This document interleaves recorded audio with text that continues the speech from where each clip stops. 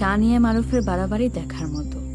সে দূরে কোথাও গেলে চায়ের সমস্ত ইনগ্রিডিয়েন্টস নিজের সাথে রাখে। ফ্লাস্ক ভর্তি ফুটন্ত গরম পানি, টি ব্যাগ, চিনি, আলগ্রে চায়ের প্যাকেট। আলগ্রে চায়ের বিশেষ গন্ধটা মারুফের খুব প্রিয়। পারফেক্ট চা বানানো কৌশল আমি মারুফের কাছেই শিখেছি। মারুফের মতে চা বানানো রন্ধনশিল্পের অতি কঠিন অংশ। খুব কম মানুষই এটা জানে।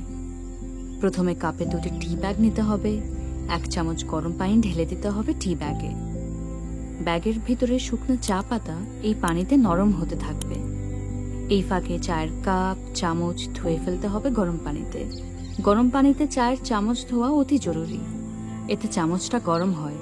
তা না করলে ঠান্ডা চামচ চা থেকে অনেকটা তাপ নিয়ে নেয়, চা হয়ে যাবে ঠান্ডা।